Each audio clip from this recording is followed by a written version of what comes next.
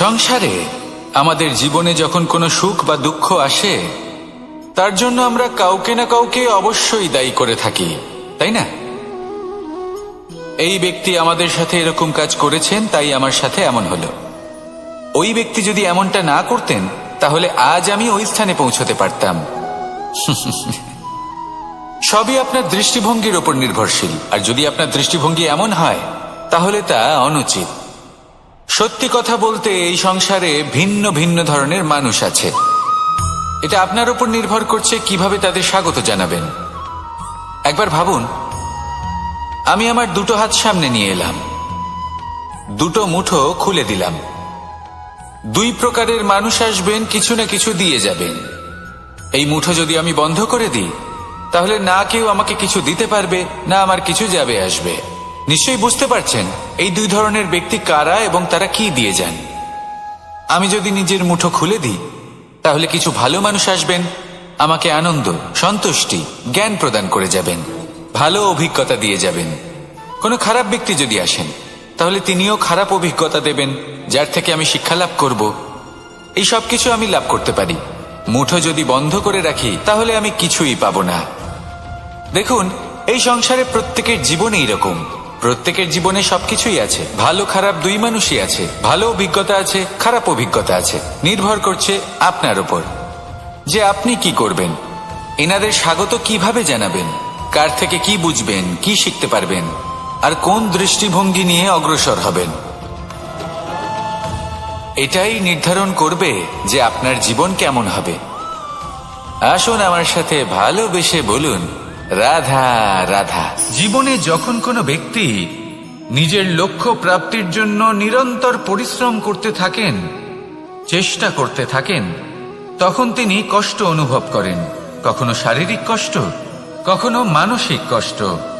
এবার উনি এটা ভাবতে থাকেন যে আমি কি উচিত করছি নাকি অনুচিত করছি। কারণ অন্যদিকে এমন একজন ব্যক্তিও আছেন যিনি একদমই পরিশ্রম, চেষ্টা করছেন না। তিনি মদিরা পান করেন, বিলাসিতায় জীবন কাটান, অলস প্রকৃতির হয়ে ওঠেন, নিদ্রাতে বিলীন হয়ে থাকেন আর ভাবেন যে তিনি সুখ লাভ করছেন। কিন্তু এরকম কেন হয়? কারণ যখন আমরা সৎ পথে থাকি, উচিত পথে চলি, লক্ষ্য প্রাপ্ত করার জন্য চেষ্টা করতে থাকি, তখন আমাদের ভেতরে থাকা নেতিবাচক শক্তি এবং পাপ এই দেহকে ত্যাগ করে দেয়। আর এই অনুভূতিটাই আমাদের দুঃখের অনুভূতি দেয়, কষ্ট দেয়। এবার সেখানে যদি আমরা কুপথে চলি, অনুচিত পথে চলতে থাকি, তাহলে আমাদের ভেতরে থাকা পুণ্য এবং ধনাত্মক শক্তি আমাদের দেহ ত্যাগ করে দেয়। আর এই অনুভূতির কারণেই আমরা সুখ অনুভব করি। কিন্তু কখনো ভাববেন যে এই সুখ বেশি সময় পর্যন্ত থাকে না। সেই জন্য সবসময় মনে রাখবেন, যদি আপনি জানেন যে এটাই আপনার লক্ষ্য, এটাই উচিত পথ, শুভ পথ, তাতে নিরন্তরভাবে এগিয়ে যেতে চেষ্টা করতে থাকুন। এই কষ্ট আপনাকে সুখের পরাকাষ্ঠায় কখন পৌঁছে দেবে তা আপনি জানতেই পারবেন না। আসুন আমার সাথে ভালোবেসে বলুন, রাধা রাধা। প্রত্যেক মানুষ নিজের জীবনে হীরক তথা হীরে এবং দর্পণ এই দুই দেখেছেন। এই দুই হলো সাদা এবং এরা দুজনেই আলোর প্রতিফলন ঘটায় এবং এরা দুজনেই উজ্জ্বল হয়ে ওঠে। আপনি হয়তো মনে মনে ভাবছেন যে এটা কি ধরনের তুলনা করছি। একটা হীরে তো রত্ন, তার মূল্য দর্পণের থেকে অনেক গুণ বেশি। কিন্তু হীরে থাকাতে দর্পণের মূল্য কিন্তু কোনো অংশে কমে যায় না, তাই না? মানুষ যখন হীরে নিজের হাতে নেয়, তখন সবার আগে কি খোঁজে? দর্পণ, যাতে তার মধ্যে দিয়ে দেখে সে বুঝতে পারে যে সেই হীরে আদৌ তার শোভাবর্ধন করছে কিনা, তাকে ভালো দেখাচ্ছে কিনা, প্রসাধনের জন্য সেটা ব্যবহার করা ঠিক হবে কিনা।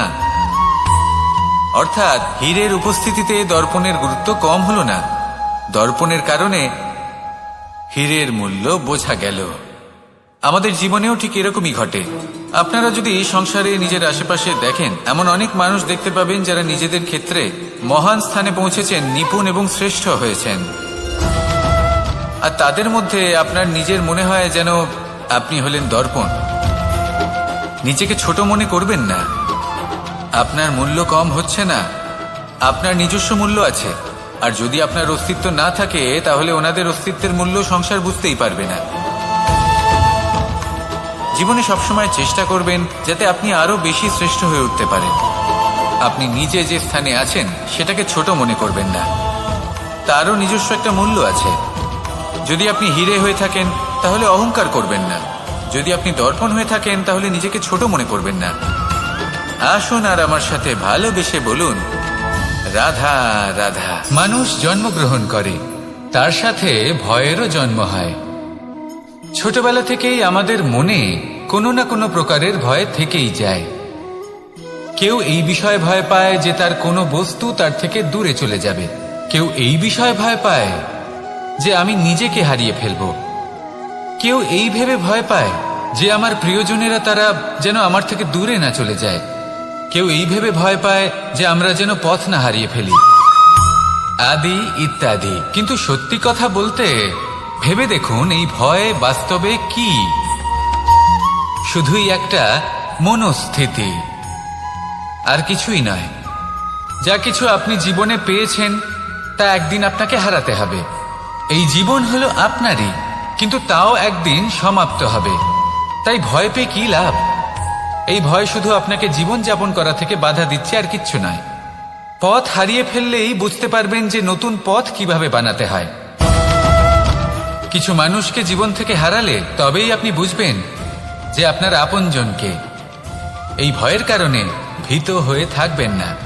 এই তারা নক্ষত্র অন্ধকারের অভাবে গুরুত্ব হারায়। শিবকেও মহাদেব হবার জন্য বিষ পান করতে হয়েছিল। প্রত্যেক পরিস্থিতি, প্রত্যেক সাফল্য আপনার পরীক্ষা নেবে, তাতে উত্তীর্ণ হওয়া হলো আপনার কর্ম। যখনই আপনি ভয় পাবেন বা সংকটের সম্মুখীন হবেন, তখন সাহসের সাথে তার সম্মুখীন হন। মনে রাখবেন, যে সম্মুখীন হতে জানে সাফল্য তার সাথে সবসময় থাকে। আসুন আর আমার সাথে ভালোবেসে বলুন, রাধা রাধা। এই সংসারে সব থেকে বেশি কোমল বস্তু হলো রেশম। এই রেশম এতটাই কোমল হয় যে এর পুরো একটা থান শুধুমাত্র একটা হাতে ধরা সম্ভব। কখনো ভেবে দেখেছেন এই রেশম কিভাবে হয়?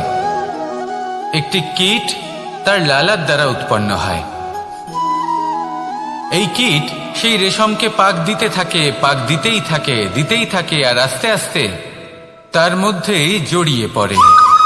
শেষে ওর এই সুন্দর অমূল্য সৃষ্টি রেশমের এই সুতো, তার নির্মাণ কার্য পূর্ণ হয়। কিন্তু তাতেই ও নিজে বন্দী হয়ে যায়। নিজেরই মায়াজালের এই বন্দী গৃহে নিজেই ফেঁসে যায়। এবার এই সুতোকে ব্যবহারযোগ্য করে তোলার জন্য এই কীটগুলিকে এই কবচের সাথেই ফুটন্ত জলে ফেলে দেওয়া হয়। এই সংসারে যদি আমাদের স্বপ্ন এই সংসারের দুঃখ হরণ করার জন্য, এই সংসারে সুখ বিতরণ করার জন্য হয়, তবেই আমাদের প্রগতি সম্ভব। যদি আমাদের এই স্বপ্ন শুধুই আমাদের এবং আমাদের স্বার্থ সিদ্ধির জন্য হয়, তাহলে এই স্বপ্ন আমাদের অন্ধ করে দেবে, আমাদের অন্ধকারের পথে নিয়ে যাবে, আর আমরাও সেই কীটের মতো হয়ে যাব। নিজেদেরই মায়াজালে আমরা নিজেই ফেঁসে যাব, আর শেষে আমরা যদি কিছু লাভ করি তা হবে একাকিত্ব, অন্ধকারময় মৃত্যু।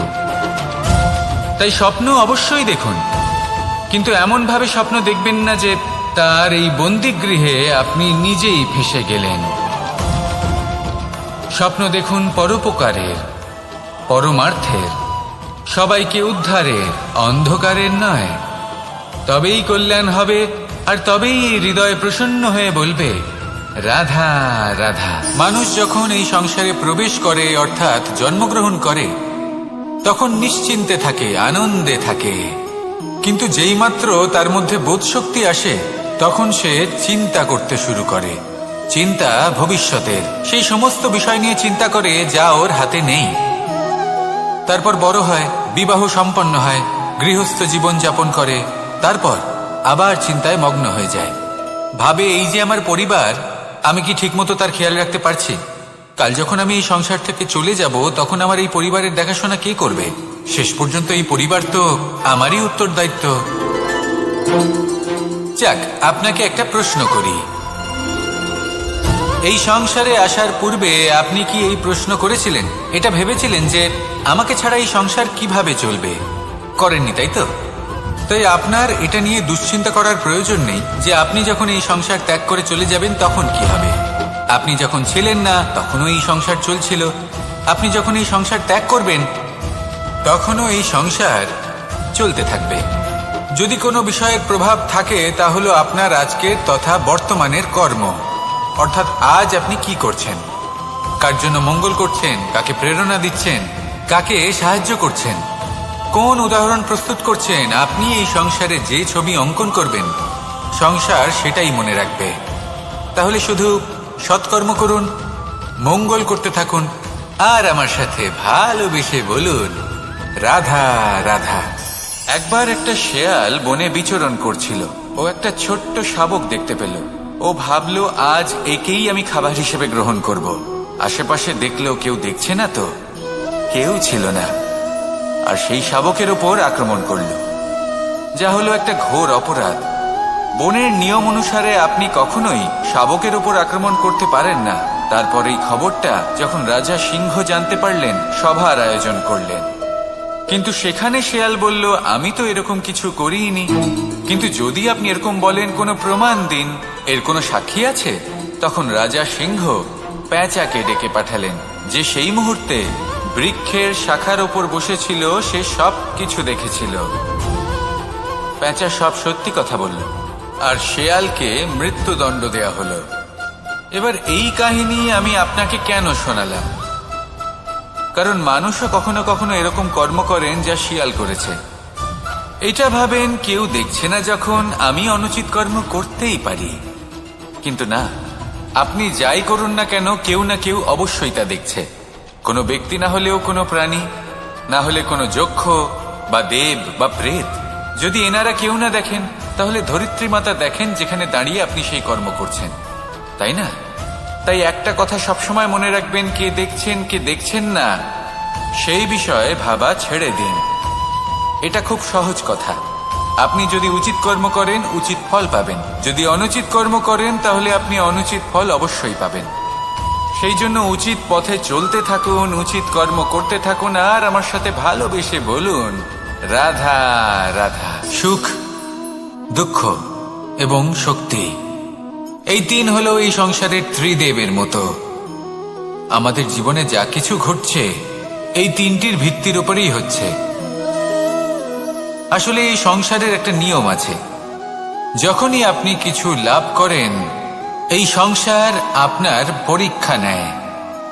এটা জানার জন্য আপনার পরীক্ষা নেয় যে আপনি যা কিছুই লাভ করেছেন, আপনি কি আদৌ সেটার যোগ্য কি না। ঠিক সেইভাবেই এই সুখ, দুঃখ এবং শক্তি আপনার পরীক্ষা নিয়ে থাকে।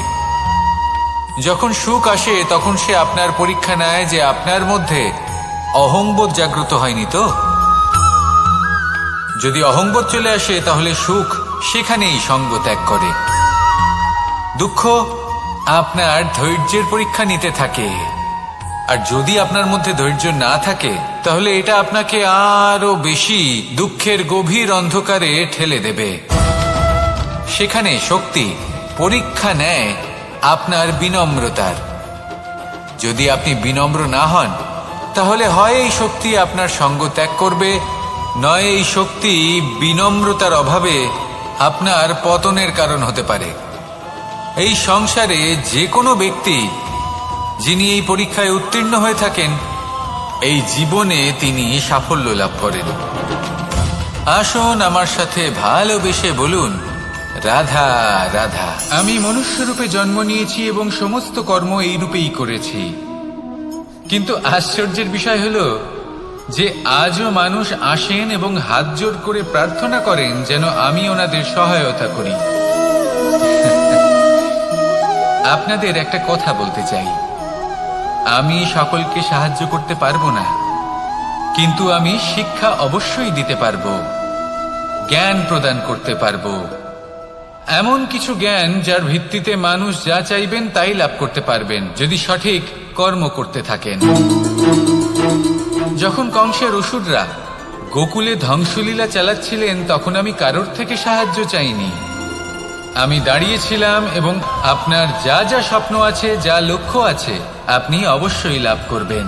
আর এই মন সুপ্রসন্ন হয়ে বলবে, রাধা রাধা। ভোজন এই সংসারে যেই হোক না কেন, কোনো মানুষ হোক, কোনো প্রাণী হোক, কোনো কীট হোক বা কোনো বনস্পতি হোক, প্রত্যেকের জন্য ভোজন অতি আবশ্যক। কারণ ভোজন থেকেই শক্তি পাওয়া যায়, আর সেই শক্তি দিয়েই সংসারের, আমাদের জীবনের সমস্ত কার্য করা যায়। এবার এমন এক ধরনের শক্তি হয় যা শীতের ঋতুতে সূর্য থেকে আমরা পেয়ে থাকি, আর আরেক ধরনের উত্তাপ হয় যা দিয়ে ভোজন রান্না করা হয়, সুস্বাদু নানান ধরনের ভোজন।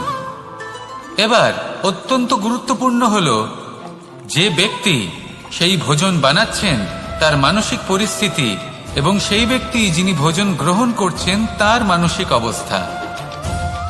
যখনই আপনি ভোজন বানাচ্ছেন তখন ভালোবাসার সাথে কাজটা করুন, ধন্যাত্মক ভাব নিয়ে, সৎ ভাবনার সাথে।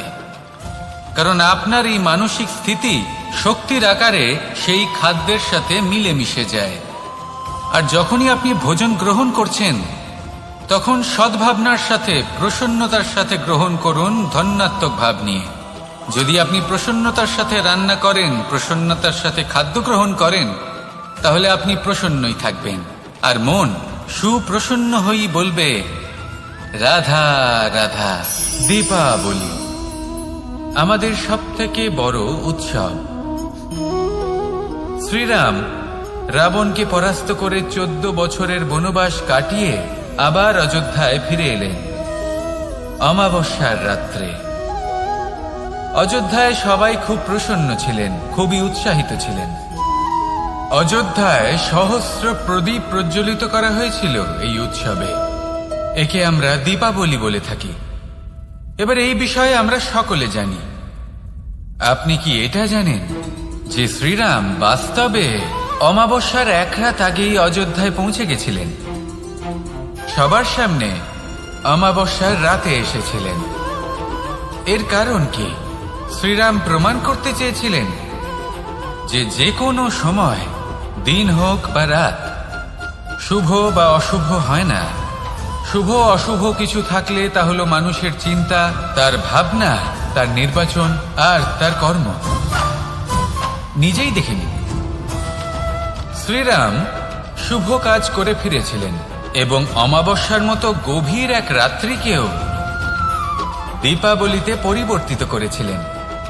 এমনটাই যদি আমরা করতে পারি, তাহলে এমন কোন গৃহে যান যেখানে অসহায় ব্যক্তি রয়েছেন, যা অন্ধকারাচ্ছন্ন, আর সেখানে প্রকাশ প্রজ্বলিত করুন। প্রকাশ সহায়তার, প্রেরণার, আশার। যদি এমন কিছু আমরা করতে পারি তাহলে তাকে প্রকৃত অর্থে দীপাবলি বলা যেতে পারে। তাহলে নিজের পরিবারের সাথে দীপাবলি পালন করুন। আপনাদের শুভেচ্ছা জানাই। আসুন আর আমার সাথে ভালোবেসে বলুন, রাধা রাধা। এই শুকনো পাতাটিকে দেখুন, নিষ্প্রাণ হয়ে পড়েছে। কোনো একটা সময় এই পাতাটি একটা গাছের ডালে ছিল। সেই গাছ ওর লালন পালন করত। যখন যখন বাতাস বইত, এই পাতায় কম্পন দেখা দিত, মনকে প্রফুল্ল করে তুলত। কোনো একদিন এই পাতা গাছের ডাল থেকে ঝরে পড়ে গেল। নিঃসন্দেহে ও নিজের স্বাধীনতা পেল, কিন্তু আস্তে আস্তে শুকিয়ে গেল, নিষ্প্রাণ হয়ে গেল। দেখুন, আমি এই কথা বলছি না যে স্বাধীনতা অনুচিত, কখনোই না। কিন্তু যে কোনো পরিস্থিতিতে স্বাধীন হতে চাওয়া, এটা নিশ্চিতরূপে অনুচিত। আমরা যদি আমাদের জীবনে পরিবারের গুরুত্ব ভেবে দেখি, তাহলে এই পরিবারে যতই মতভেদ থাকুক না কেন, যতই মনোমালিন্য থাকুক না কেন, যতই বিবাদ থাকুক না কেন, এই সব মিটিয়ে নেওয়া অত্যন্ত প্রয়োজনীয়। সেই সবকিছু সমাপ্ত করা অত্যন্ত প্রয়োজনীয়। কখনো এই পরিবারকে ভাঙতে দেবেন না, কখনো এই পরিবার থেকে দূরে চলে যাবেন না। এই পরিবার হলো আমাদের জীবনের একটা অমূল্য সম্পদ, অমূল্য এক আশ্রয়, যা এই সংসারে হয়তো কোথাও আপনি পাবেন না। তাই একে আগলে রাখুন। ভেবে নিন, আপনি পাতা আর আপনার পরিবার সেই গাছ হাঁটতে থাকি আর আমাদের পায়ে কাঁটা বিঁধে যায়, তখন মুখ দিয়ে আহ বেরিয়ে আসে, কান্না চলে আসে, আর অনেক সময় অভিশাপও বেরিয়ে আসে। কিন্তু আমরা কি কখনো এটা এইভাবে দেখেছি, এইভাবে ভেবেছি যে আমরা যে পথে চলেছি সেই পথে কাঁটা বিঁধেছে, নাকি আমরা সেই পথ নির্বাচন করেছি যাতে শুধুই কাঁটা রয়েছে? নাকি আমরা এভাবে ভেবে দেখেছি যে এই কাঁটা আমাদের কষ্ট দিতে এসেছে, নাকি এটা আমরাই বিছিয়ে রেখেছিলাম? সাবধান থাকা উচিত ছিল, কারণ কাঁটা বিঁধলে যন্ত্রণা হবে, চিৎকার করে ফেলতে পারি, মুখ থেকে অভিশাপও বেরিয়ে আসতে পারে। কিন্তু এই অভিশাপ শুধুমাত্র আমাদের তরফ থেকে অভিশাপ হয়, সামনের ব্যক্তিটির ওপরও নির্ভর করে। এবার সেই ব্যক্তি যদি এমন হয় যে ফুল আর কাঁটা এই দুই সমানভাবে গ্রহণ করতে পারে, তার কাছে অভিশাপও বরদানে পরিণত হয়। শেষ পর্যন্ত ব্যাপারটা দাঁড়ায় ভাবনা, চিন্তা, দৃষ্টিভঙ্গির ওপর। কারণ আপনার এই ভাবনাই সত্যি হয়ে সামনে আসে। সেই জন্য এই ভাবনা, চিন্তা, মানসিকতাকে গুরুত্ব সহকারে দেখবেন। এই বিবেচনা নিয়ে বিবেচনা করতে শিখুন। আমার কথার অর্থ হলো যে জীবনে যখন এরকম কিছু একটা ঘটবে তখন ভেবে দেখুন যে এরকম কেন হলো। আপনি কি এমন কোনো কর্ম করেছিলেন যার কর্মফল এটা? এমন কোনো কাজ যা অনুচিত ছিল, অসত্য ছিল, যা অভদ্রতার কারণ ছিল? ভেবে দেখা প্রয়োজন। দেখুন, ইচ্ছে হলো আপনার যে আপনি কি করতে চান, ভাবনা আপনার, সত্য আপনার, জীবন আপনার, সিদ্ধান্ত আপনার। আসুন আর আমার সাথে ভালোবেসে বলুন, রাধা রাধা।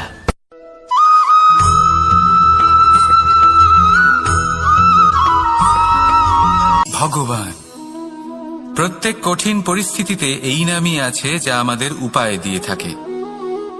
ব্যক্তি যান, ভগবানের পুজো করেন, আরাধনা করেন, ব্রত পালন করেন, মন্দিরে যান, পুজো পাঠ করেন, ভগবানকে জাগিয়ে তোলেন। আর তারপর শুরু হয় সমস্ত প্রশ্ন। হে ভগবান, আমার সাথে এরকম কেন হচ্ছে? কেন আমারই জীবনে এত দুঃখ আছে? আমি কিভাবে এর সম্মুখীন হব? আমাকে কেন এত কষ্ট ভোগ করতে হচ্ছে? হে ভগবান, আমি কি করব? আমাকে সাহায্য করুন, কোনো রাস্তা দেখান।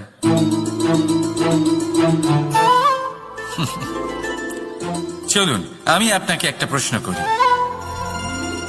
মন্দিরে যাওয়ার চেষ্টা করার আগে আপনি কি জীবনে ততটা চেষ্টা করেছেন যতটা সেই সমস্যাকে দূর করার জন্য দরকার ছিল? দ্বিতীয় প্রশ্ন, ভগবানকে জাগানোর পূর্বে আপনি কি নিজেকে জাগিয়ে তুলেছেন? আপনি কি আলস্য ত্যাগ করেছেন? তৃতীয় প্রশ্ন, ভগবানকে জিজ্ঞাসা করার আগে আপনি কি নিজেকে জিজ্ঞাসা করেছেন যে আমি কেন এত অসফল হচ্ছি? যদি না করে থাকেন তাহলে সবার আগে এটা করুন। আপনি সমস্ত প্রশ্নের উত্তর পাবেন, সমস্ত বিপদের পরিত্রাণ পাবেন। অন্য কোথাও নয়, নিজের ভেতরে তাকিয়ে দেখুন। চেষ্টা করুন নিজেকে জাগিয়ে তোলার। আপনি সফল অবশ্যই হবেন, কারণ এই পরমাত্মা, ওই পরমেশ্বর, ওই পরব্রহ্ম আপনার মধ্যেই তো আছে। রাধা রাধা।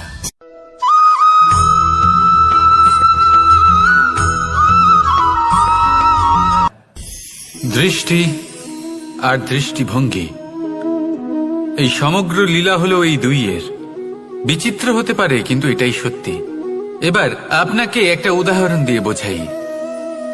অনেক সময় আপনি কোনো ব্যক্তিকে এটা বলতে শুনবেন যে আমি আমার নিজের উপরে গর্ব করি, আমি নিজেকে নিয়ে গর্ব করি, আমি খুব ভালোভাবে আমার মা বাবার সেবা করি, ওনাদের আমি সবসময় সুখী রাখি, ওনাদের আমি একটা বাড়ি দিয়েছি, সকল সুখ সুবিধা দিয়েছি, ওনাদের জীবনে প্রত্যেক জিনিস দিয়েছি আর দেব যা তাদের প্রয়োজন। এবার আমাকে বলুন যে আপনি কে হন? আপনি হলেন সেই বীজ যা আপনার মাতা পিতা রোপণ করেছেন। আপনার মা বাবাই আপনাকে এই সংসারে জন্ম দিয়েছেন। এবার এইসব কথার কি তাৎপর্য?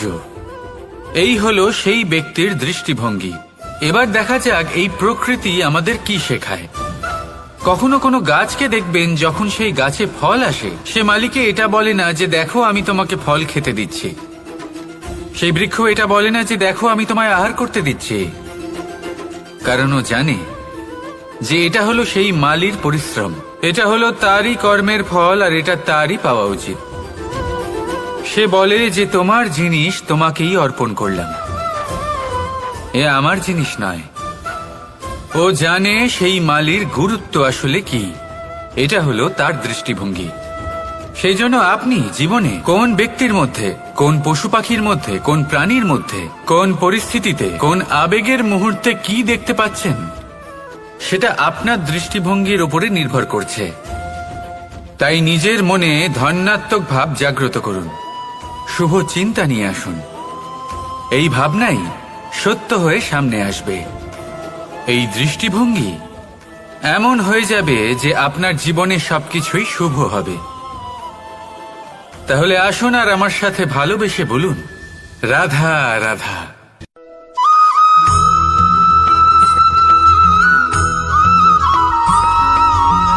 নাম।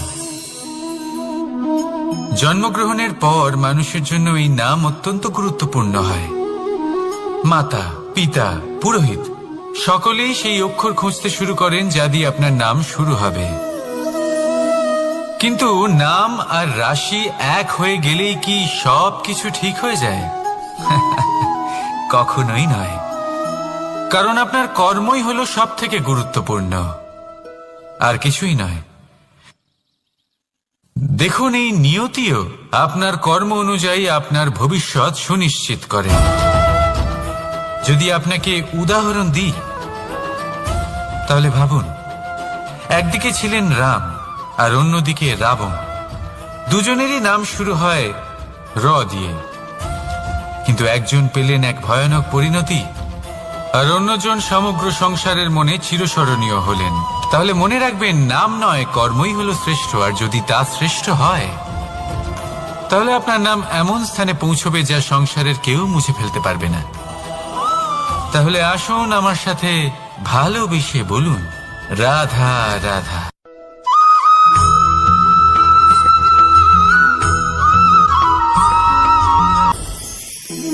সময়। এই সময় আসলে কি? এই সময় একটা সরল রেখা তো কখনোই নয়। সময় হলো একটা চক্র, যেখানে এর আদি সেখানেই হলো এর অন্ত, আর যেখানে তা শেষ হয় সেখান থেকেই তার শুরু হয়। এই সময় একটা অত্যন্ত বিচিত্র চিন্তা, বিচিত্র ভাবনা, এ একটা বিচিত্র বস্তু যা কেউ বুঝতে পারেন না। এই সময়ের লীলা, এর কোনো প্রমাণ নেই, কোনো জ্ঞান নেই, কোনো পরিমাপ নেই। শুধু এটুকু আমরা জানতে পারি, যেখানে শেষ হবে সেখান থেকে একটা নতুন সূচনাও হবে। যা আজ আপনার কাছে আছে, কাল অন্য কারোর কাছে যাবে, তারপরে তার কাছ থেকেও অন্য কারোর কাছে যাবে, তারপরে তার থেকেও ছিনিয়ে নেওয়া হবে। এই নিয়তির একজনের কাছ থেকে অন্যজনের কাছে আদান প্রদানের এই সময় হলো আপনার সময়। এই সময়ের সদ্ব্যবহার করুন, এই সময়কে বাঁচুন। আপনাকে শুধু এটাই সুনিশ্চিত করতে হবে যে আপনি কোন পক্ষে আছেন। আর সত্যি বলতে কি, আপনার জীবনের পরিণাম নির্ভর করে আপনার নির্বাচনের ওপর। আপনি কোন পক্ষ নির্বাচন করছেন। তাহলে মনে রাখবেন, জীবনে সেই পক্ষই নির্বাচন করবেন যা চয়ন করার পরে আপনি সুখ অনুভব করবেন, আপনি সন্তোষ লাভ করবেন, প্রসন্নতা লাভ করবেন। আর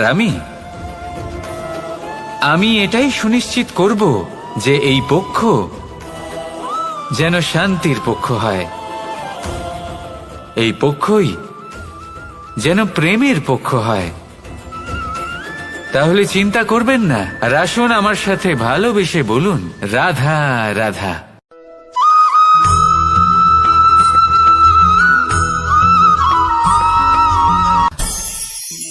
অনেক সময় যখন আমরা কর্ম করি, সাফল্য লাভ করি, কঠিন পরীক্ষায় উত্তীর্ণ হই, বড় কাজ করি, আমাদের মনে হয় এই সংসার আমাদের একটু প্রশংসা করুক, ভালো লাগে। অনেকবার মনে হয় এটা হলো আমাদের কর্মের ফলই বটে, আমরা আনন্দ পাই। কিন্তু যখন আমরা এই প্রশংসা পাই না, তখন কি হয়? আমরা দুঃখী হয়ে যাই, ভেঙে পড়ি। মনে হয় যেন আমার জন্য কেউ চিন্তাই করে না। এমন মনে হয় যেন আমাদের আনন্দে অন্য কেউ আনন্দই পায় না। অনেক রকম ভাবনা আসে। কিন্তু আমি আপনাকে একটা প্রশ্ন করতে চাই, আপনি যে কাজই করেন না কেন, যে কর্মই করেন না কেন, তা কি শুধুমাত্র প্রশংসার জন্য করেন? যদি এরকম হয়ে থাকে তাহলে সেই ভাবনা এক্ষুনি ত্যাগ করুন, কারণ এই প্রকৃতি আমাদের অন্য শিক্ষা দেয়।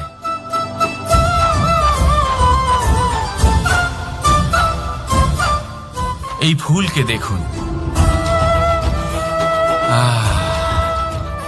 এই যে ফুলের সুবাস, যা আমার মনকে উচ্ছ্বসিত করে তোলে, মনে শক্তির সঞ্চার করে,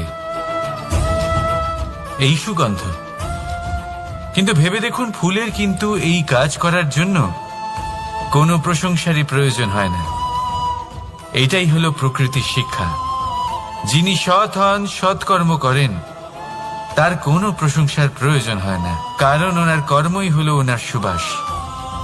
মনে রাখবেন, আতর নকল ফুলে দেওয়া হয়, প্রকৃত ফুলের তার কোনো প্রয়োজন হয় না। সেইভাবেই আপনিও কর্ম করতে থাকুন শুভ চিন্তা নিয়ে। এই মনকে সব সময় শান্ত রাখুন, স্বচ্ছ রাখুন। যদি এরকম করেন তাহলে আপনার কর্ম এমন সুবাস ছড়াবে যে আপনার জীবনে শুধু এবং শুধুমাত্র আনন্দই থাকবে। তাহলে এই আনন্দ সহকারে বলুন, রাধা রাধা।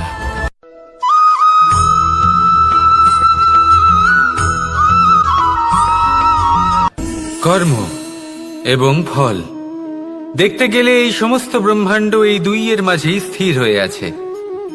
মানুষজন কর্ম করেন ভালো ফল লাভের আশায়, আর ভালো ফল লাভের আশায় উনি এটাই ভুলে যান যে উনি যে কর্ম করছেন তা কি করছেন। আমি বলেছিলাম কর্ম করুন ফলের চিন্তা না করে, কিন্তু কি কর্ম করছেন সেই বিষয়ে ভাবাটাও অত্যন্ত আবশ্যক। নয়তো অনেক সময় আমরা এমন কর্ম করে ফেলি যা না চাইতেও বিষে পরিণত হয়, যা হয়েছে দুঃশাসনের সাথে, দুর্যোধনের সাথে, গুরু দ্রোণের সাথে। একজনের মানসিকতা উচিত ছিল না, একজনের বিবেক উচিত ছিল না, আরেকজন যে পক্ষ নির্বাচন করেছিলেন সেই পক্ষ উচিত ছিল না। আর যা কিছু ওনাদের সাথে হলো, আপনার আমাদের সকলের সাথে তা হতে পারে।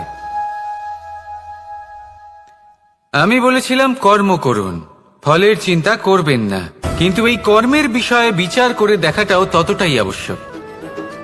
দেখুন, কর্ম করার উচিত প্রক্রিয়া ফলের চিন্তা না করা, কিন্তু যদি আপনার কর্ম শুভ হয় তাহলে তার ফলও নিয়তি আপনাকেই দেবে।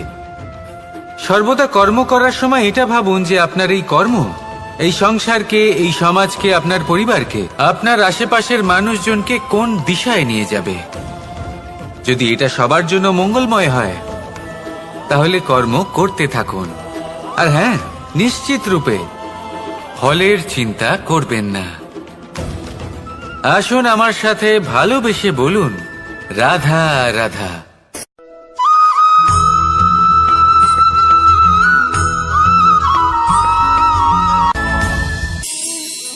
এই সংসারে এমন কোনো পর্বত নেই যা এতটাই উঁচু যে মানুষ তার শিখরে পৌঁছতে পারবে না, তাকে অতিক্রম করতে পারবে না।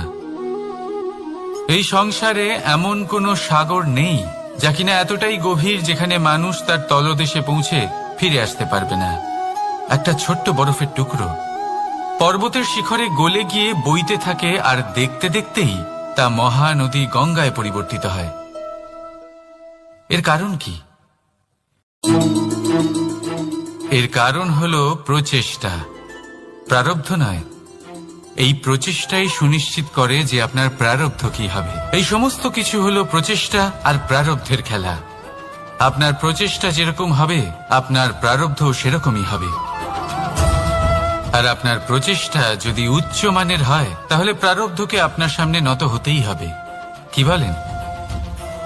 তাহলে আসুন আমার সাথে ভালোবেসে বলুন, রাধা রাধা। অনেক সময় মানুষ অতীতকে দেখেন আর তখন অহংবোধে পরিপূর্ণ হয়ে ওঠেন। কখনো বর্তমানের দিকে তাকান ভবিষ্যতের দিকে তাকান আর পরিতৃপ্তিতে ভরে ওঠেন। কেন বুঝতে পারেন না একটা সহজ কথা? এই যে সৃষ্টি, এই সৃষ্টি হলো একটা বড় চক্র যা বারংবার আপনার কাছে ফিরে আসবেই। কঠিন থেকে কঠিনতর পরীক্ষায় আপনাকে নিযুক্ত করবে, যাতে আপনাকে উত্তীর্ণ হতেই হবে।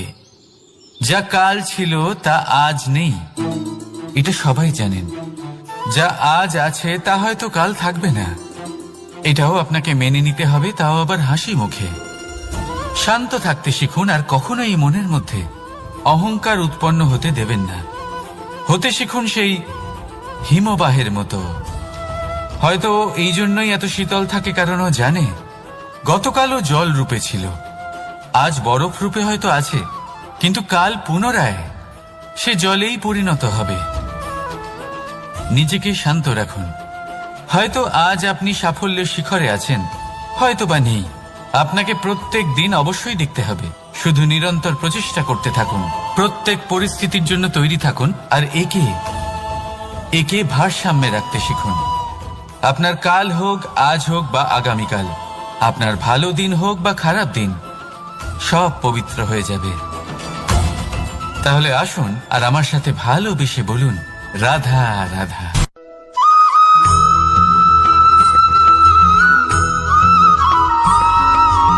প্রতিশোধ অথবা কাউকে দুঃখ দেওয়ার ভাবনা, যদি এটা আপনার মনে থাকে, তাহলে আপনি নিজের মনেই যন্ত্রণার একটা বিশাল বৃক্ষ রোপণ করছেন, এটা মনে রাখবেন। কারণ কাউকে দুঃখ দেবার এই ভাবনা, এটা হলো সেই বীজ যা আপনার মনেই পতিত হবে, আপনার মনেই অঙ্কুরিত হবে, আর আপনার মনেই একটা বিশাল বৃক্ষরূপে বেড়ে উঠবে। জীবন আপনার, কর্ম আপনার, কাউকে দুঃখ দেবার ভাবনা আপনার ছিল, এই বৃক্ষ হলো আপনার, তাই এর ফলও আপনিই পাবেন, যা গ্রহণও আপনাকেই করতে হবে। মনে রাখবেন, যে মানুষ এটা ভাবে যে আমি ওকে দুঃখ দেব, ওকে কষ্ট দিতে চাই আমি, সেই মানুষই দুঃখ আর কষ্ট পেয়ে থাকে। যদি সেই জায়গায় আপনি এটা ভাবেন যে আমি কাউকে সুখী করে তুলতে চাই, কাউকে সুখ প্রদান করতে চাই, তাহলে তারও বীজ আপনার মনেই রোপণ হবে, বৃক্ষে পরিণত হবে, যার ফলও আপনিই পাবেন। এখানে বিষয়টা হলো শুধু মানসিকতার চিন্তা, যা সত্য হয়ে আপনার সামনে আসে। তাহলে এই মানসিকতা শুভ করুন, সবার জন্য মঙ্গল কামনা করুন। অন্যের মনে আপনার জন্য ভালো চিন্তা থাকুক বা না থাকুক, আপনি সবার জন্য শুভ চিন্তা করে কর্ম করতে থাকুন, তাহলে আপনার সাথেও ভালোই হবে। তাহলে আসুন আর আমার সাথে ভালোবেসে বলুন, রাধা রাধা।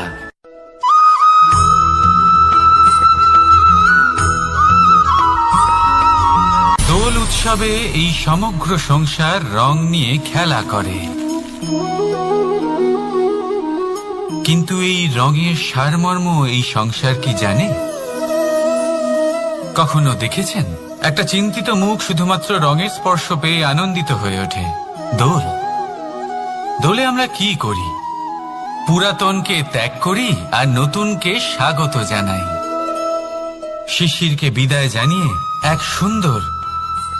এক নতুন ঋতুকে আগমন জানাই।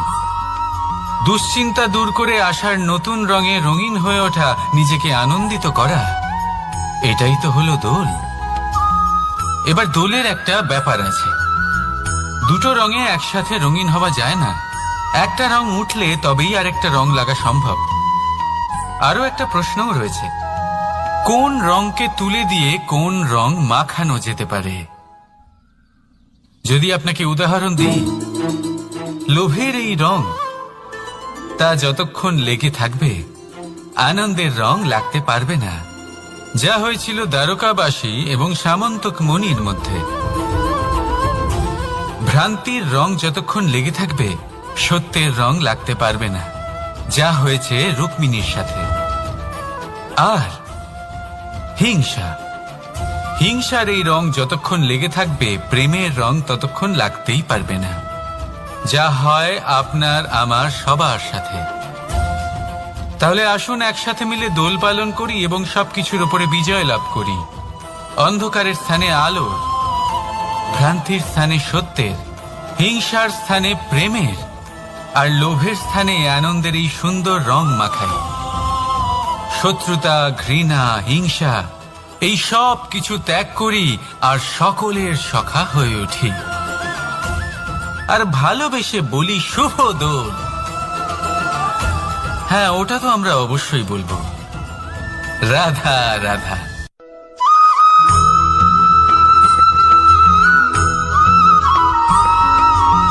কখনো কখনো মানুষ মনে করেন যে সে নিজেই সব থেকে বেশি শক্তিশালী, তিনি হলেন জ্ঞানী। দেখুন, এটা ভালো ব্যাপার যে আপনার মধ্যে শক্তি আছে, জ্ঞান আছে, আর এটা শুধু আপনার জন্য নয়, এই সমস্ত সমাজের জন্য, দেশের জন্য, সমগ্র পৃথিবীর জন্য অত্যন্ত আবশ্যক। কিন্তু এই কথাটাও বোঝা অত্যন্ত আবশ্যক যে এই জ্ঞান যেন কখনো অহংকার না হয়ে ওঠে। যখন মানুষের মধ্যে জ্ঞান থাকে তখন সে রাম হয়ে ওঠে। রাম, যিনি সমুদ্রের বুকে সেতু বানিয়েছিলেন, বানর সেনার দ্বারা রাক্ষস রাজকে পরাজিত করেছিলেন, আর চিরকালের জন্য সবার কাছে আদর্শ হয়ে উঠেছিলেন। আর যদি মানুষের মনে অহংকার জন্মায় তাহলে সে রাবণ হয়ে ওঠে। দেশে বিদেশে যতই খ্যাতি থাকুক না কেন, সে রাক্ষস হয়ে ওঠে, নিজের সাথে সাথে সমস্ত কুলের বিনাশ করে বসে। এবার জ্ঞান নাকি অহংকার, আপনার কি চাই সেই সিদ্ধান্ত আপনার, আর আপনার এই সিদ্ধান্তই নিশ্চিত করবে যে আপনার কর্ম কি হবে, আর আপনার এই কর্মই নিশ্চিত করে দেবে আপনার প্রারব্ধ কি হবে। তাহলে শুভ কর্ম করুন আর আমার সাথে ভালোবেসে বলুন, রাধা রাধা।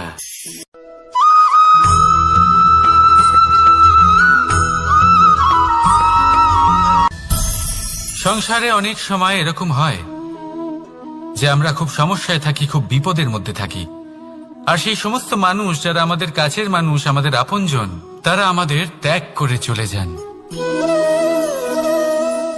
আমরা এই সময় দুঃখ পাই, নিরাশ হয়ে পড়ি এবং একা একাই সেই সমস্যাকেও কাটিয়ে উঠি।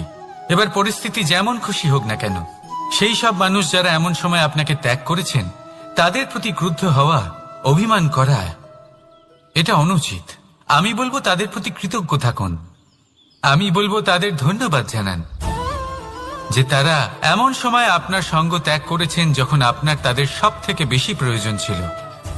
কারণ দেখুন, হয় তাদের বিশ্বাস ছিল যে আপনি নিজেই এই বিপদ থেকে বেরিয়ে আসতে পারবেন, বা তাদের ত্যাগ করার জন্য আপনি নিজের উৎসাহ বাড়িয়ে তুললেন, আপনি নিজের শক্তি বাড়ালেন এবং নিজে সেই সমস্যা থেকে বেরিয়ে আসলেন। নিজের খারাপ সময়কে আপনি নিজেই ভালো সময় করে তুললেন। শেষ পর্যন্ত আপনি আরো শক্তিশালী হয়ে উঠলেন, আরো শ্রেষ্ঠ হয়ে উঠলেন। আর এটাই তো আপনার বিজয়, যার কারণ হলো তাদের আপনাকে ত্যাগ করা।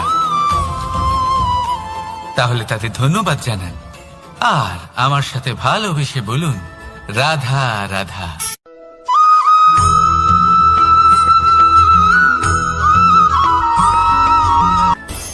সুখ আর অভিজ্ঞতা, এই দুই জীবনে একসাথে কখনোই আসে না। মনে রাখবেন, যেখানে সুখ থাকে সেখানে অভিজ্ঞতা থাকে না। আর যখন এই সুখ আমাদের জীবন থেকে দূরে চলে যায়, তখন আমাদের জীবনে আসে এই অভিজ্ঞতা। পরমাত্মা, প্রকৃতি, নিয়তি এই অভিজ্ঞতাকে আমাদের জীবনে পাঠান যাতে আমরা একটা অত্যন্ত গুরুত্বপূর্ণ শিক্ষা, একটা জ্ঞান প্রাপ্ত করতে পারি। এই অভিজ্ঞতা আমাদের শেখায় যে অতীতে এমন কি হয়েছিল যা আমাদের করা উচিত হয়নি। আমাদের শেখায় ভবিষ্যতে এমন কি আছে যা আমাদের করা উচিত আর কি করা উচিত নয়। দেখতে গেলে এই অভিজ্ঞতা আমাদের সেই শিক্ষা দেয় যার জন্য আমরা সুখের দিকে উচিতভাবে অগ্রসর হতে পারি। সেই জন্য জীবনে যখনই দুঃখ আসবে, দুঃখের এই সময় আসবে, তখন হতাশ হবেন না। বোঝার চেষ্টা করুন এই পরিস্থিতি কেন এসেছে, কি শিক্ষা দিতে এসেছে। যদি আপনি সেই জ্ঞান লাভ করেন, সুখের পথে অগ্রসর হন, তাও উচিত রূপে, তাহলে এই অভিজ্ঞতার উদ্দেশ্য পূরণ হয়ে যায়। তাহলে আসুন আর আমার সাথে ভালোবেসে বলুন, রাধা রাধা।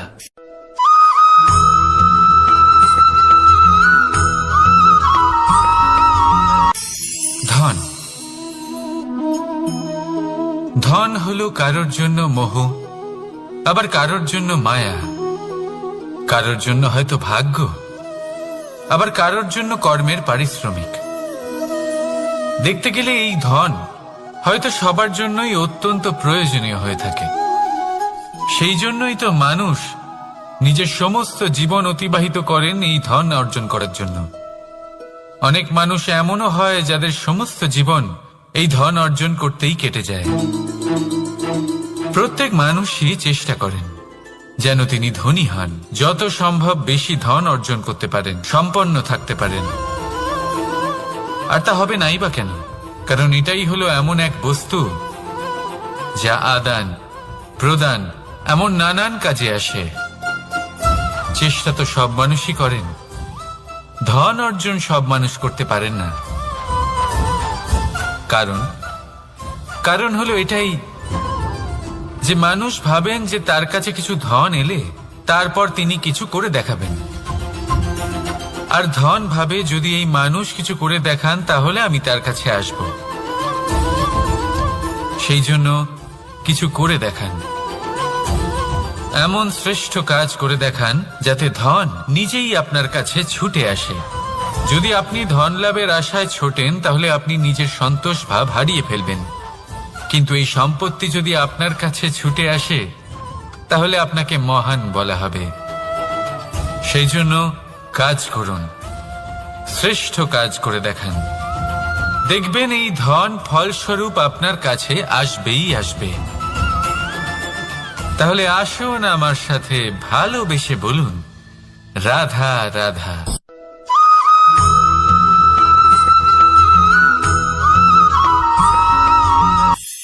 আজকাল আপনি দেখে থাকবেন যে মা বাবা শুধুমাত্র সন্তানকে ভালোবাসেন তা নয়, তাদের মোহেও জড়িয়ে পড়েন। বিদ্যালয়ে যখন পাঠান তখন সমস্ত সুযোগ সুবিধা দিয়েই পাঠান।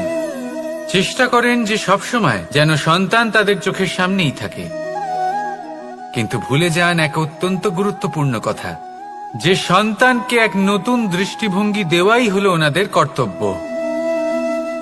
সেই জন্য পুরাতনকালে শিষ্যদের গুরুকুলে পাঠানো হতো, বাড়ির থেকে দূরে। কারণ বাড়ি ছেড়ে যাওয়া এক সন্তানের জন্য, এক শিষ্যের জন্য অত্যন্ত শুভ লক্ষণ হয়। যখন সে বাড়ির থেকে দূরে, গৃহস্থের থেকে দূরে থাকবে, তখন এই সংসারকে সে এক নতুন দৃষ্টিভঙ্গি দিয়ে দেখবে, পরখ করবে, বুঝতে পারবে, আর সবকিছু নিজে থেকেই শিখে যাবে কখন আক্রমণ করতে হয়, কখন পিছু হটতে হয়, কিভাবে এই সংসারের সম্মুখীন হতে হয়। আর এটা আপনার দৃষ্টি ওকে শেখাতে পারবে না, ওর অভিজ্ঞতা ওকে শেখাতে পারবে। তাই মনে রাখবেন, যদি আপনি চান যে আপনার সন্তানের বিকাশ হোক, তাহলে অনেক সময় ওকে নিজের থেকে দূরে নিয়ে যেতে হয়। যদি মোহে আবদ্ধ থাকেন তাহলে ওর বিকাশ কখনোই হবে না। তাহলে আসুন আমার সাথে ভালোবেসে বলুন, রাধা রাধা।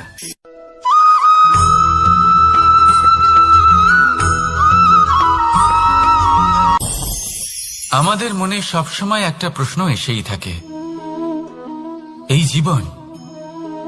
জীবন যা কিনা ঈশ্বর আমাদের দিয়েছেন, একটা জীবন। ঈশ্বর এক আত্মা দিয়েছেন পৃথিবীতে বাঁচার জন্য। যতদূর আমরা জানি আমাদের কাছে একটাই জীবন রয়েছে। আমরা ভাবি এই জীবন গুছিয়ে কিভাবে রাখা যায়। প্রত্যেক মানুষ ভাবেন যে আমি কি করি যাতে এই জীবনকে গুছিয়ে রাখা যায়, কিরকম কর্ম করব, কিরকম পুণ্য করব, কি ধরনের শাস্ত্র পড়ব যাতে আমি সেই জ্ঞান অর্জন করি যাতে জীবনটা সুন্দর করে তুলতে পারি। আমাদের সমগ্র জীবন কেটে যায় এই প্রশ্নের উত্তর খুঁজতে, সেই শাস্ত্র অধ্যয়ন করতে। এমন অনেক মানুষ তাও বুঝতে পারেন না। আসুন আজ আমি আপনাকে একটা সহজ কথা বলি, যার দ্বারা আপনি নিজের জীবন সুন্দর করবেন। জীবন, জিহ্বা, এদের দুজনেরই হলো একটাই রাশি। জিহ্বা অর্থাৎ আপনার কথা, এই কথাকে সংযত রাখুন, একে সুন্দর করে তুলুন, মধুর কথা বলুন, যতটা সম্ভব একে নিয়ন্ত্রণে রাখুন, আপনার জীবন সুন্দর হয়ে উঠবে। কারণ এই শব্দ হয় অত্যন্ত শক্তিশালী। এটা হলো এমন এক বন্ধন যা আপনার সামনের মানুষকে আপনার ব্যক্তিত্বের সাথে জুড়ে দিতে পারে। তাই এই শব্দ সংযত রাখুন, একে সুন্দর করে তুলুন।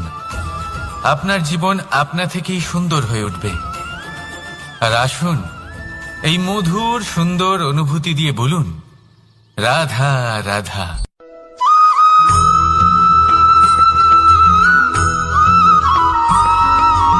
সমস্যা, কঠিন সময়, সংকট, বিপদ কার জীবনে নেই?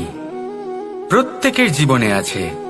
কিন্তু আমাকে একটা কথা বলুন, যদি নৌকায় ঢেউকে ভয় পেতে শুরু করে তাহলে সাগর পার করবে কে? কখনো কোনো ছোট্ট পিঁপড়েকে দেখেছেন, যে আকারে হয়তো ছোট হতে পারে কিন্তু বড় শিক্ষা দিয়ে যায়? কিন্তু আমরা শিখি না। এবার দেখুন একটা পিঁপড়েকে, যে ভোজনের খোঁজে বাইরে বের হয়, একটা ছোট্ট দানা তুলে নেয়। ছোট দানা তোলে কারণ তার থেকে বেশি সে তুলতেই পারবে না। সে দানা নিয়ে চলতে শুরু করে, কোনো দেওয়ালে উঠে পড়ে, আবার পড়েও যায়। সেই দানা দূরে কোথাও একটা পড়ে যায়, তা আবার খোঁজে, তুলে নেয়, আবার চলতে থাকে। পড়ে যায় আবার ওঠে, পড়ে যায় আবার ওঠে। সেই দানাটা রেখে দেয়, আবার বেরিয়ে পড়ে ভোজনের খোঁজে।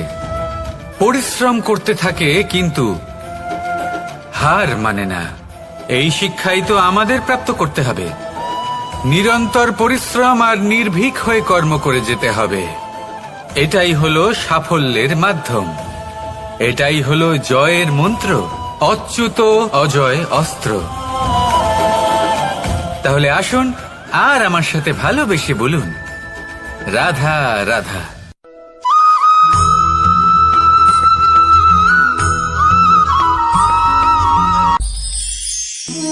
জীবন, এই জীবন আসলে কি?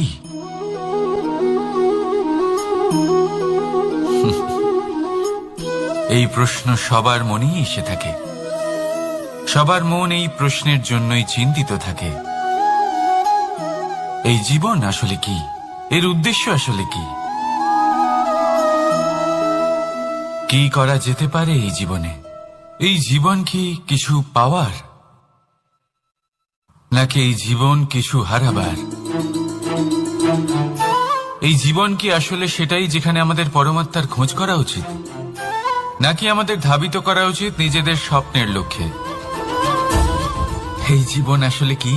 এই জীবন আসলে অত্যন্ত সরল। এ হলো শান্ত জলের মতো, একটা আয়নার মতো এই জীবন। এই জীবন আসলে ঠিক যেন এক আয়নার মতো। আয়না কি করে? আপনাকে সেটাই দেখায় যা আপনি করে থাকেন। আপনি হাসি মুখে আয়নার দিকে তাকান, আয়না আপনাকে আপনারই মুখ দেখাবে সেই হাসি সমেত। আপনি রেগে গিয়ে আয়নার দিকে তাকান, আয়না আপনাকে সেটাই দেখাবে। আপনি প্রসন্নভাবে হেসে আয়নার দিকে তাকালে আয়না আপনাকে সেটাই দেখাবে। এটাই হলো জীবন, একটা আয়নার মতো। আপনি এটা ভাববেন না যে এই জীবন আপনাকে কি দিয়েছে, বরং এটা ভেবে দেখুন যে আপনি এই জীবনকে কি প্রদান করেছেন। যদি আপনি এই জীবনকে সুখ প্রদান করেন, আনন্দ দিতে পারেন, ভালোবাসা দিতে পারেন, তাহলে এই জীবনও আপনাকে সুখ, আনন্দ আর ভালোবাসাই দেবে। তাহলে আসুন এই সুখ, আনন্দ আর ভালোবাসা দিয়ে বলুন, রাধা রাধা।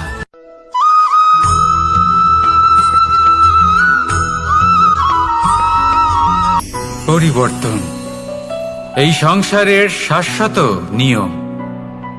কোন রাজা নেই যিনি চিরকাল রাজা থাকেন, কোন ধনী ব্যক্তি নেই যিনি চিরকাল ধনী থাকবেন। এই সংসারে সূর্যের স্থান নেওয়ার জন্য চন্দ্রিমার আগমন ঘটে। কোন স্থান যাকে পতিত বলা হয়েছিল সেখানে মহল তৈরি হয়েছে। কোন স্থান যাকে আজ মলিন বলা হয়েছে কাল সেখানে মন্দিরও স্থাপন হতে পারে। কোনো ঋতু চিরকালের জন্য থাকে না, কখনো সময় চিরকাল একরকম থাকে না। আজ যা আপনার কাছে রয়েছে কাল অন্য কারোর ছিল, আজ যে আপনার কাছে রয়েছে কাল তা অন্য কারোর কাছে চলে যাবে। আপনার সাথে কিছু থাকলে তা হলো আপনার কর্ম, কিন্তু সেই কর্মের পরিণামও আপনার নয়। আপনি শুধু কর্ম করুন, বাকি সবকিছুই পরিবর্তনশীল। কিন্তু সেই পরিবর্তনকে দেখে ভয় পাওয়ার প্রয়োজন নেই, তাকে স্বাগত জানান। যদি আপনি হাসি মুখে সেই পরিবর্তনকে স্বাগত জানান, তাহলে এই পরিবর্তনও হাসি মুখে আপনার সাথে থাকবে। আসুন আমার সাথে ভালোবেসে বলুন, রাধা রাধা।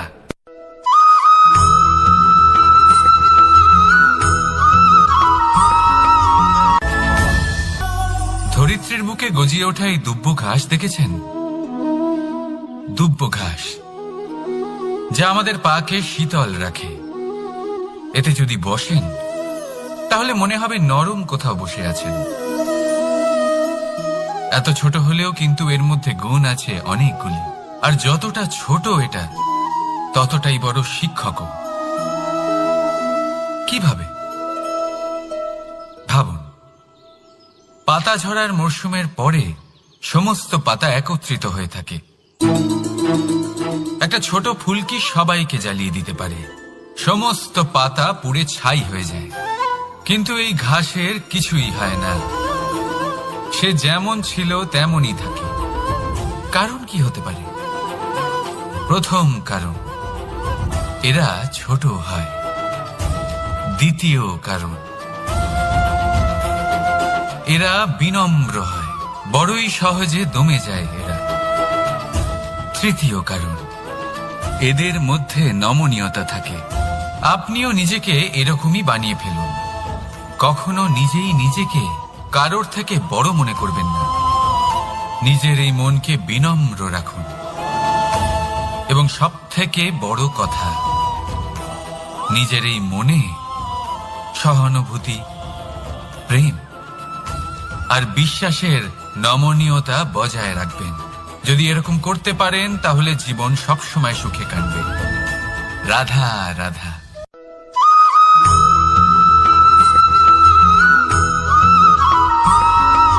সদিচ্ছা, দেখতে গেলে 3 অক্ষরে তৈরি এই শব্দ, কিন্তু সমস্ত ত্রিলোক তার উপরেই আধারিত।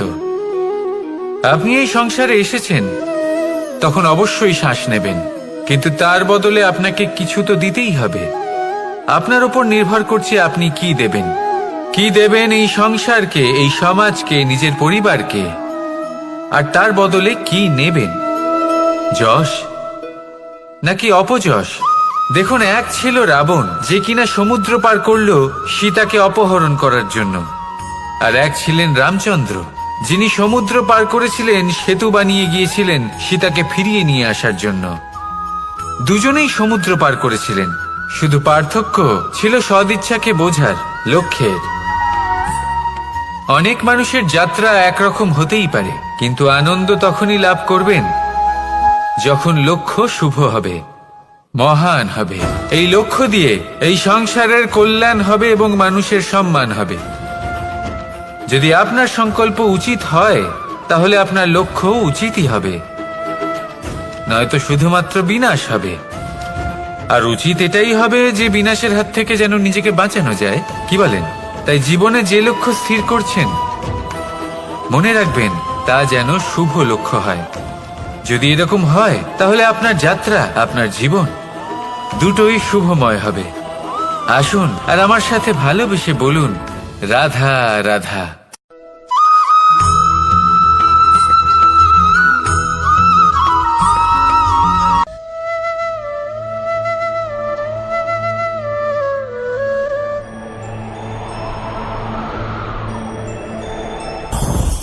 লোভ আপনার অন্তরের আরো একটা শত্রু।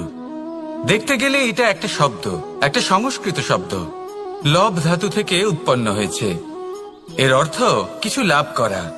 কিছু লাভ করা অনুচিত নয়, আরো কিছু লাভ করাও অনুচিত নয়, কিন্তু সব থেকে বেশি আমিই লাভ করব, আমি আরো চাই, আরো বেশি চাই, আরো বেশি পেতে চাই, এটাই হলো লোভ। আর এই লোভ যখন গ্রাস করে তখন আপনি যা পেতে চান, সে ধনই হোক বা মানই হোক, তা অর্জন করার জন্য মানুষ যে কোনো স্তরে পৌঁছে যেতে পারে। যদি মানুষ ধন অর্জন করতে চান তাহলে তার জন্য তারা অধর্মের পথেও চলতে পারেন। যদি সম্মান অর্জন করতে চান তাহলে অন্য মানুষকে ছোটও করতে পারেন। শেষ পর্যন্ত আপনার এটা মনে হতে পারে যে যদি একটু অল্পই প্রাপ্ত করতাম কিন্তু ভালোবেসে প্রাপ্ত করতাম, এই জীবন আরো অনেক বেশি সুখী হতো। লোভ আপনার জীবনে, আপনার মনে কখন যে প্রবেশ করবে সেটা আপনি জানতেও পারবেন না। তাই এটা চিনতে শিখুন আর তৎক্ষণাৎ জীবন থেকে বাইরে ফেলে দিন। যা কিছু লাভ করতে চান তা ভালোবেসে লাভ করুন, আর সেই ভালোবাসার সাথেই বলুন রাধা রাধা।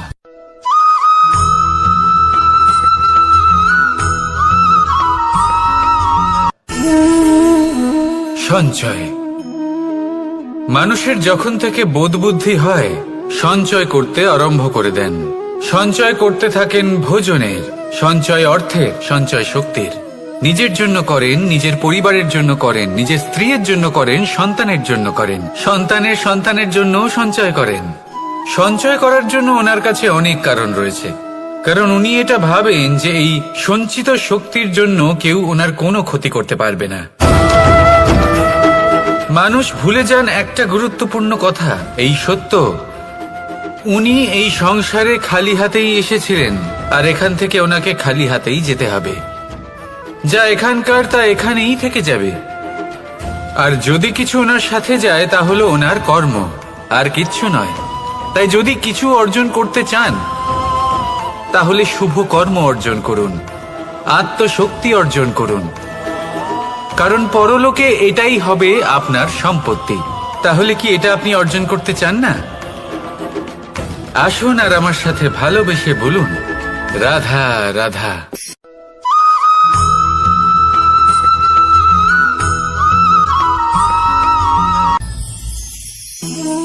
জীবনে ক্ষমা চাওয়া তাও কিছুটা সহজ, ক্ষমা করতে পারা অত্যন্ত কঠিন। ক্ষমা দুই অক্ষরের এই শব্দ হতে পারে, কিন্তু অত্যন্ত বড় এই শব্দ, অত্যন্ত গুরুত্বপূর্ণ এই শব্দ। কখনো কখনো অন্য কাউকে ক্ষমা করে দেওয়া তাও কিছুটা সহজ কাজ, কিন্তু নিজেকে ক্ষমা করতে পারা অত্যন্ত কঠিন হয়ে দাঁড়ায়। অতীতে যদি আমাদের এমন কোনো ভুল হয় যে কারণে আমরা নিজেকে ক্ষমা করতে পারি না, অনেক সময় এমন কিছু ভুল করে বসি যে বিষয় শুধু আমরাই জানি, কিন্তু আমরা নিজেকে ক্ষমাই করতে পারি না, আর আমাদের বিকাশ সেখানে স্তব্ধ হয়ে যায়। কারণ যদি আপনি ক্ষমা করতে না শেখেন, নিজেকে ক্ষমা যদি না করতে পারেন, তাহলে তা আপনার জীবনের সব থেকে বড় বাধা হয়ে দাঁড়াবে। সেই জন্য জীবনে অবশ্যই শিখুন যে কিভাবে নিজেকে ক্ষমা করতে হয়, আর শিখুন যে আগের করা ভুল আবার কি করে না করা যেতে পারে। এই মন হালকা হবে আর প্রসন্ন হয়ে বলবে রাধা রাধা।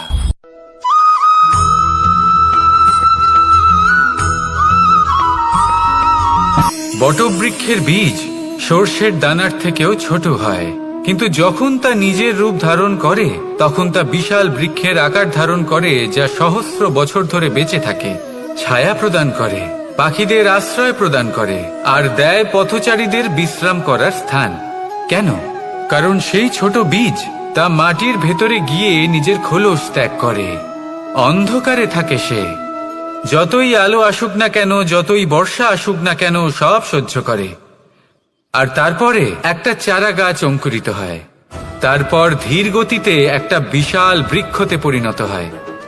দেখুন, জীবনে কঠিন সময় আসে, এই জন্য নয় যে আপনি হার মেনে নেবেন, এই জন্য আসে যাতে আপনি ভবিষ্যৎ নির্মাণের জন্য নিজেকে তৈরি করতে পারেন। যদি কঠিন সময়ে আপনি ওই বীজের মতো দৃঢ় হয়ে থাকতে পারেন, তাহলে আপনিও একদিন সেই বিশাল বৃক্ষের মতো নিজের অস্তিত্ব গড়ে তুলতে পারবেন, যা সহস্র বছর পর্যন্ত মনে রাখা হবে। আসুন আমার সাথে ভালোবেসে বলুন রাধা রাধা।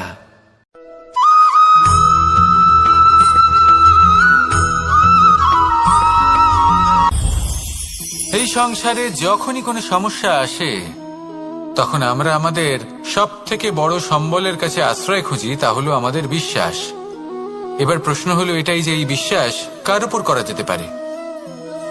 পরিবারের ওপর, বন্ধুর ওপর, নাকি তাদের ওপর বিশ্বাস করা উচিত যাদেরকে আমরা কখনো সঙ্গ দিয়েছি? দেখুন, এই সংসারে বিপদের সম্মুখীন হলে কে আপনাকে সাহায্য করবে সেটা নির্বাচন করা আপনার হাতে নেই। সেটা সেই সকল ব্যক্তির উপর নির্ভরশীল যে তারা আপনাকে সাহায্য করবে নাকি করবে না। অর্থাৎ যখনই কোনো বিপদ আসে, সর্বপ্রথম তার সম্মুখীন আমাদের নিজেকেই হতে হয়, আর তার জন্য প্রস্তুত থাকা প্রয়োজনীয়। সেই শক্তি, সেই সাহস অর্জন করা প্রয়োজনীয়। দেখুন, যখনই অন্ধকার আসে তখন সবার আগে কে আপনাকে ত্যাগ করে চলে যায়? আপনার নিজেরই ছায়া।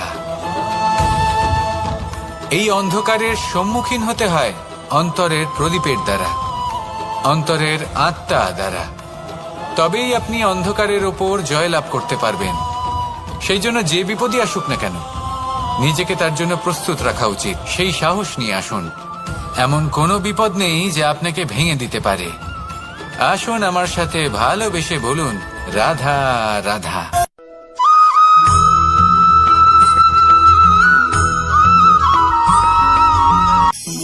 আপনি কখনো জীবনে সূর্যোদয় দেখেছেন? কত প্রশান্তিদায়ক, কত শক্তিদায়ক হয়। মনের মধ্যে যেন একটা নতুন প্রেরণা দান করে, একটা নতুন উৎসাহ। কিন্তু যদি আপনি উঠতে দেরি করেন, তাহলে আপনি এই সূর্যোদয় দেখতেই পাবেন না। ঠিক এরকমই হয় আমাদের জীবনেও। সুযোগ সূর্যোদয়ের মতো। যদি আপনি আপনার জীবনে দরকারের চেয়ে বেশি অপেক্ষা করেন এই সুযোগের সদ্ব্যবহার করতে, তাহলে এই সুযোগ আপনার অপেক্ষা কখনোই করবে না, তা চলে যাবে। সেই জন্য এদের সামলে রাখুন। সঠিক সময় আসলে এই সুযোগের সদ্ব্যবহার করুন। নিজের কর্মকে সম্পূর্ণরূপে সার্থক করুন। এটাকে এক মুহূর্তের মতো দেখুন। যদি এরকম করেন, তাহলে জীবনও সূর্যোদয়ের মতোই হবে। এতে সন্তুষ্টি থাকবে, গৌরবও থাকবে, আর থাকবে শান্তি। রাধা রাধা।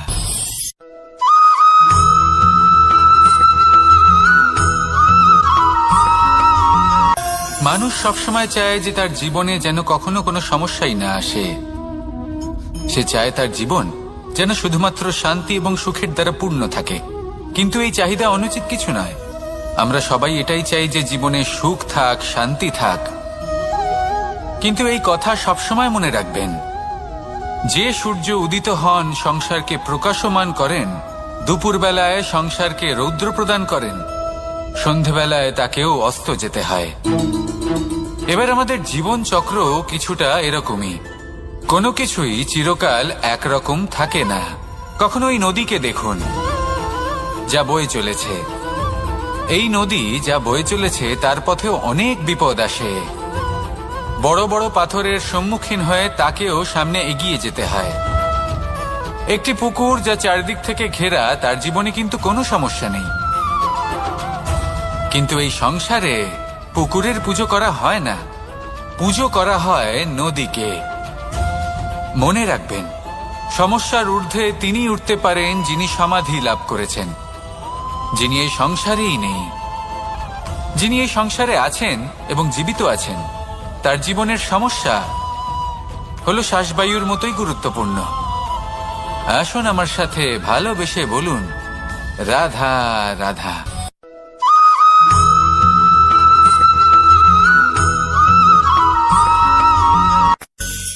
ধন, সম্পদ, ঐশ্বর্য, মানুষ হয় নিজের সৌভাগ্যের দ্বারা এগুলো লাভ করে থাকেন বা কর্মের দ্বারা। সৌভাগ্য আসলে কি? গ্রহের দশা যা প্রত্যেক মুহূর্তে বদলাতে থাকে। কর্মের মাধ্যমে যখন আপনি ধন অর্জন করেন, তখন সেই ধন আপনার আগামী প্রজন্ম লাভ করে। সেটা হয় সে ভোগ করে বা তার জন্য তার ভোগান্তি হয়। আর এটা নির্ভর করছে আপনার কর্মের ওপরে। কি কর্ম করেছেন আপনি সেই ধনকে লাভ করার জন্য? যদি আপনি সৎ পথে চলেন, নিষ্ঠা ভরে আপনি কর্ম করে থাকেন এবং তার ফলে আপনি ধন অর্জন করে থাকেন, তাহলে আপনার আগামী প্রজন্ম সেটা ভোগ করবে, সেটা প্রয়োগ করবে নিজের বিকাশের জন্য। কিন্তু যদি আপনি কুকর্ম করে থাকেন, কোন রকম ছলনা করে থাকেন এই ধন লাভ করার জন্য, তাহলে 100% আপনার আগামী প্রজন্মকে এর জন্য ভুগতেই হবে। তাহলে আপনি কি চাইবেন, যে আপনার আগামী প্রজন্ম সুখ ভোগ করবে নাকি আপনার কুকর্মের পরিণাম ভোগ করবে? নির্বাচন আপনারই। আসুন আমার সাথে ভালোবেসে বলুন, রাধা রাধা।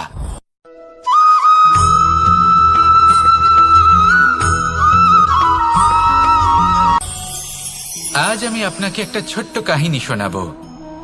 একবার আমি, রাধা আর দাদা আমরা তিনজনে মিলে লুকিয়ে একটা উপবনে গেলাম আম পেড়ে খেতে।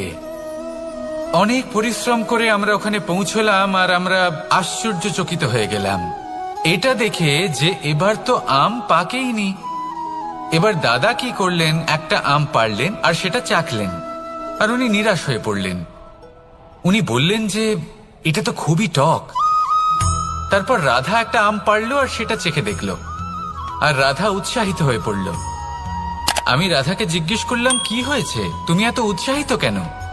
তখন রাধা বলল যে এবার এত বেশি টক আম হয়েছে যে এগুলো দিয়ে আমরা আচার বানাবো। তাহলে দাদা ওখান থেকে বেরিয়ে গেলেন নিরাশ হয়ে এবং খালি হাতে। রাধাও ওখান থেকে বেরিয়ে গেল কিন্তু উৎসাহিত হয়ে, আর অনেকগুলো কাঁচা আম সাথে নিয়ে। এর থেকে আমরা কি শিক্ষা পেতে পারি? যে প্রত্যেকটা স্থানে এমন কিছু রয়েছে যেখান থেকে আমরা কিছু একটা শিক্ষা লাভ করতে পারি, যা আমাদেরকে বিকাশের পথে নিয়ে যেতে পারে। এই শিক্ষা প্রত্যেক স্থানে আছে। সবকিছু আমাদের দৃষ্টিভঙ্গির উপর নির্ভর করছে। যখনই আমাদের জীবনে, আমাদের সম্পর্কে কোনো সমস্যা, কোনো বিপদ আসে, তখন বেশিরভাগ মানুষ সেই বিষয় নিয়ে দুঃখী হয়ে পড়েন। আর কিছু মানুষ এমনও থাকেন যারা শেষ পর্যন্ত তার সমাধান করেন, বিপদকে পরাজিত করেন, সম্পর্কগুলিকে আবার জুড়ে দেন। যদি আপনি সুখের খোঁজ করেন তাহলে আপনি সুখ অবশ্যই পাবেন, প্রসন্নতা অবশ্যই পাবেন। যদি আপনি দুঃখ খোঁজেন তাহলে দুঃখ অবশ্যই পাবেন। এবার আপনি কি খুঁজতে চান, সেই চয়ন আপনারই। আসুন আর আমার সাথে ভালোবেসে বলুন, রাধা রাধা।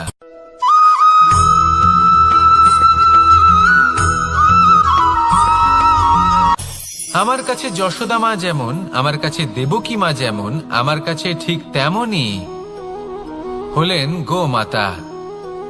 এবার ভেবে দেখার বিষয় হলো এটা, যে এই সংসারে অসংখ্য প্রাণী আছে। একজন গাইকে একজন মায়ের মর্যাদা কেন দেওয়া হয়? তাহলে এর অনেকগুলো কারণ আছে। এই গাই অর্থাৎ গোমাতা, এনারা হলেন অত্যন্ত শান্ত, শান্তি প্রিয়, কখনো কারোর কোনো ক্ষতি করতেই পারেন না। গোমাতা যে দুধ নিজের বাছুরকে পান করান সেই দুধই আমাদেরও দেন। সেই দুধ পান করে আমরা শক্তি লাভ করি। এই দুধ থেকে আমরা মাখন, ঘি, পায়েস, এইসব সুস্বাদু খাবার লাভ করি। গোমাতার গোবর আমাদের জ্বালানি হিসেবে সাহায্য করে, যার ফলে খুব কম সংখ্যক কাঠ ব্যবহার করা যায় এবং বেশিরভাগ জঙ্গল সুরক্ষিত থাকে। গোমাতার গোমূত্র, সেটাও আমাদের কাছে লাভজনক। এর দ্বারা আমরা অনেক রোগ থেকে মুক্তি লাভ করতে পারি। গোমাতা যখন একটি বাছুরকে জন্ম দেন তখন সেই বড় হয়ে আমাদের ক্ষেত কর্ষণ করে। সেই জন্য গাইকেও জীবনে মায়ের মর্যাদা দেবেন।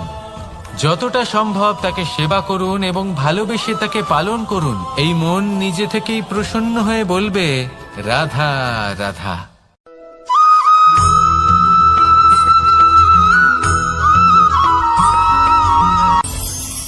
কখনো কোনো প্রজাপতিকে উড়তে দেখেছেন? কি সুন্দর উড়ে বেড়ায় সে, এক ফুল থেকে অন্য ফুলে, এক পাতা থেকে অন্য পাতার উপর। কিন্তু সে কিভাবে উড়তে শেখে কখনো ভেবেছেন? জন্ম থেকেই কিন্তু প্রজাপতির ডানা থাকে না। ও কিন্তু ছোট্ট একটা ডিমের আকারে জন্ম লাভ করে।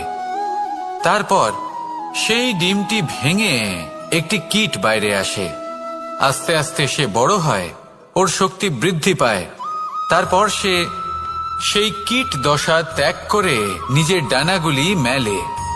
এই প্রক্রিয়া তার কাছে সরল নয়, অত্যন্ত যন্ত্রণাদায়ক প্রক্রিয়া, কিন্তু সে সেই যন্ত্রণা মেনে নেয়। আর তারপর আস্তে আস্তে সে উড়তে শেখে। শুধুমাত্র আকাশে উড়ে বেড়ায় তা নয়, আমাদের মনের মাঝে উড়ে বেড়ায়। এবার এই ডিম থেকে প্রজাপতি হয়ে ওঠার যে যাত্রা, এটা যতটা কঠিন, ততটাই কঠিন হয় এই সংসারে শ্রেষ্ঠ কর্ম করা, ততটাই কঠিন হয় এই সংসারে মহান হয়ে ওঠা। সেই জন্য প্রয়োজনীয় প্রচেষ্টা এবং সময়। নিরন্তর প্রচেষ্টা করতে থাকুন, পর্যাপ্ত সময় নিন, এবং আপনি নিজেকে এই আকাশে উড়ন্ত অবস্থায় পাবেন। আসুন আমার সাথে ভালোবেসে বলুন, রাধা রাধা।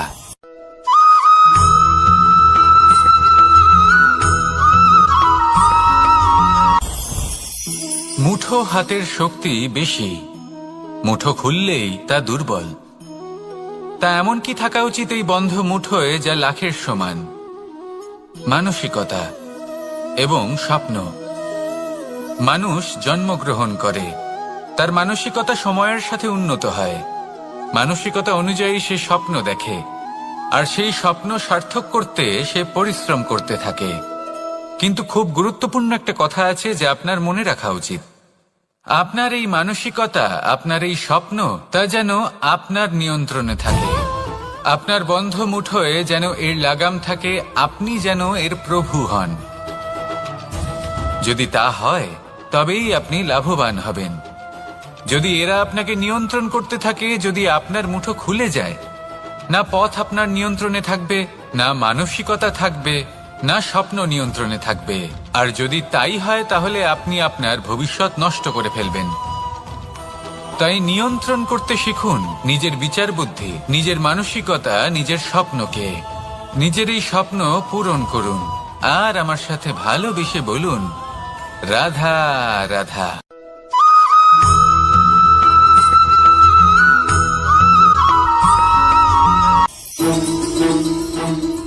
রাধা রাধা।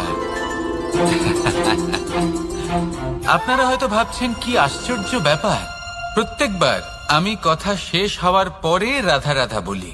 এইবার আমি আগেই বলে দিলাম। কারণটা কি? কারণ হলো অত্যন্ত বিশেষ। প্রত্যেকবার কথা সমাপ্ত হবার পরে আপনাদের সবার মধ্যে ভালোবাসা বিতরণ করতে চাই, তাই রাধা রাধা বলি। কিন্তু এইবার এই নতুন এবং বিশেষ সূত্রপাতে প্রথমে প্রেম বিতরণ করা অত্যন্ত আবশ্যক।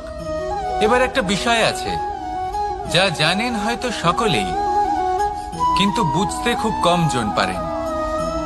এই প্রেম, এই আনন্দ, এই সকল কিছুর সূত্রপাত হয় নিঃস্বার্থ আবেগের দ্বারা। ঠিক যেমন একজন মাতাকেই দেখে নিন। যখনই একজন মাতা সন্তানকে জন্ম দেন, তখন এই সংসার ভুলে যায় যে তার জন্য এটা একটা নতুন জন্ম। কারণ একজন নারী তখন একজন মাতৃরূপে নতুন ভাবে জন্ম নেন। একজন নারী স্ত্রী ও গৃহবধূ রূপে কিছু অধিকার লাভ করে থাকেন, কিন্তু তিনি যখন মা হয়ে যান, তখন তিনি শুধুই দান করতে শেখেন। নিজের সন্তানের জন্য কত কিছুই না করেন, তাকে বাৎসল্যের সাগরে ভাসিয়ে নিয়ে যান। এই সংসারে রাজকুমার জন্ম নিতেই পারেন, তাকে রাম এবং লক্ষণ কিন্তু মায়েরাই বানিয়ে তোলেন। একজন গোয়ালা জন্ম নেয়, তাকে দ্বারকাধীশ একজন মাই বানিয়ে তোলেন। পিতা হলেন সেই পর্বত যার একটা অংশ হলো তার সন্তান, কিন্তু মা হলেন সেই শিল্পী যিনি একটা পাথরকে খোদাই করে এমন এক মূর্তি গড়ে তোলেন যাকে সকলে পূজনীয় মনে করেন। তাহলে স্মরণ করুন সেই সকল মুহূর্ত যেগুলি আপনি নিজের মাতার সাথে অতিবাহিত করেছেন। অনুভব করতে পারবেন যে কিভাবে এক মুহূর্তেই এই মন প্রফুল্ল হয়ে ওঠে। এবারের কারণ কি? এর কারণ হলো এই জীবনের আসল দ্বারই হলো মমতা।